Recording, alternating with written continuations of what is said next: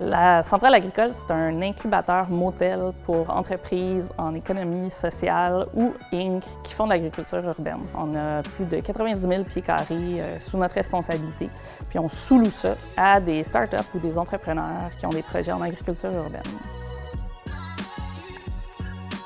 Chez Still Good, en fait, on réduit le gaspillage alimentaire et on est une entreprise d'économie circulaire. On prend des matières qui étaient autrement rejetées ou des sous-produits alimentaires dans l'industrie alimentaire. On refait des nouveaux ingrédients avec tout ça. OPEC est avant-gardiste dans le domaine de l'économie circulaire. Alors, du côté d'OPEC, on fait la récupération des équipements informatiques de nos grands donateurs et des ministères. On les remet à niveau dans des ateliers de réparation. On en fait aussi la distribution à des organismes qui en ont vraiment grandement besoin. Chez Ecotime, on veut aider à réduire la consommation d'eau. On conçoit des systèmes qui permettent de réduire la consommation d'eau. Entrant dans les bâtiments, on permet de faire l'économie circulaire de l'eau. Les différentes entreprises qu'on accueille à la centrale, c'est des entreprises qui vont soit faire de la production agricole ou qui vont faire de la transformation alimentaire. De manière générale, quand on essaie de recruter des membres, on veut s'assurer qu'il n'y a pas trop de compétition entre les membres actuels et les membres qu'on va venir intégrer, mais aussi qu'il y a des synergies qui sont possibles.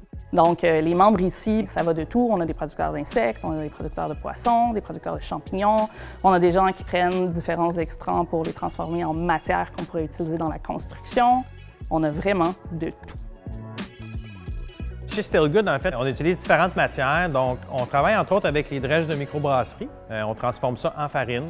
On travaille avec du tourteau de tournesol, qui est le résidu suite au pressage des huiles de tournesol.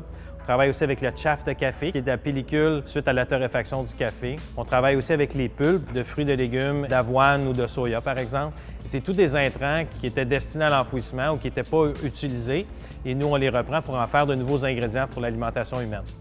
La motivation aussi pour Still Good, ultimement, c'est vraiment d'être capable de réduire au maximum l'enfouissement des sous-produits alimentaires. En fait, avec les années, OPEC a vraiment évolué. Les équipements ont aussi évolué. Alors, on est parti des ordinateurs à des portables, des tablettes, des cellulaires, en fait, toute la panoplie d'équipements électroniques qu'on peut retrouver sur le marché. On s'est intéressé à la problématique de l'eau parce qu'on s'est rendu compte qu'il y avait deux enjeux au Québec. D'un côté, il y a un faux sentiment d'abondance, beaucoup de gaspillage, beaucoup de consommation. D'un autre côté, on a une belle pluviométrie. Pourquoi pas l'utiliser dans les endroits où l'eau potable n'est pas nécessaire? L'eau potable, présentement, est utilisée dans nos toilettes, pour arroser nos plantes, pour nettoyer nos rues et pour arroser les patinoires.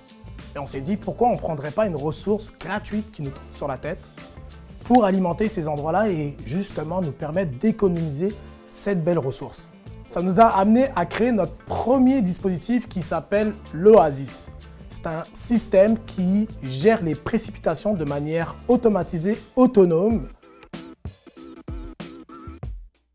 Ce que j'aime le plus à la centrale, c'est vraiment la vivacité des projets, la notion d'innovation sociale, environnementale, le fait qu'on essaie toujours de réfléchir à nos activités pour essayer de limiter les impacts environnementaux, de maximiser la durée de vie des différents intrants, extrants qui sont présents au sein de la centrale. On est passé de la clientèle scolaire à la clientèle également des organismes à but non lucratif. On a ajouté aussi les particuliers à faible revenu. On offre différents stages de formation à des jeunes qui ont des parcours techniques en informatique et d'autres qui ont peut-être des parcours un petit peu plus difficiles dans leur vie. Notre but est d'amener les jeunes à retourner sur le marché du travail ou à reprendre des études. Par le réemploi de milliers d'équipements informatiques, OPEC a permis de réduire l'enfouissement de milliers d'appareils. Le fait de pouvoir faire du réemploi et de pouvoir les utiliser à d'autres fins et à la construction de d'autres ou à la réparation de d'autres équipements fait en sorte que nous contribuons à protéger notre environnement.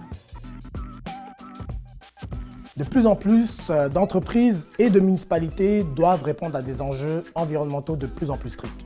Et on s'est rendu compte que le plus oublié dans ce combat contre les aléas climatiques, c'est la gestion de l'eau. Donc pourquoi ne pas refaire de la recirculation de l'eau? Le modèle de Still Good, en fait, est un modèle qui est carbone négatif. Ce que ça veut dire, c'est qu'ultimement, on produit moins de carbone qu'on en émet avec toutes nos opérations. Ça, c'est parce qu'on travaille en circuit court, parce qu'on s'approvisionne localement, mais aussi parce qu'on travaille avec la matière qui était autrement destinée à l'enfouissement. Donc, ça a un impact sur l'environnement, ça a aussi un impact économique qui est très intéressant. Bénéficie énormément au niveau de l'autonomie alimentaire également, puisque tout ce qu'on réussit à sauver et à réutiliser, qui est disponible localement, en fait, c'est des intrants qu'on n'a pas besoin d'aller chercher puis d'ajouter au niveau de la production alimentaire. Il y a énormément de capacités d'innovation, de réinventer les façons dont on fait les choses, de ne plus considérer quelque chose qui est en fin de vie comme étant en fin de vie. Il reste encore un potentiel qu'on peut peut-être revaloriser d'une autre façon.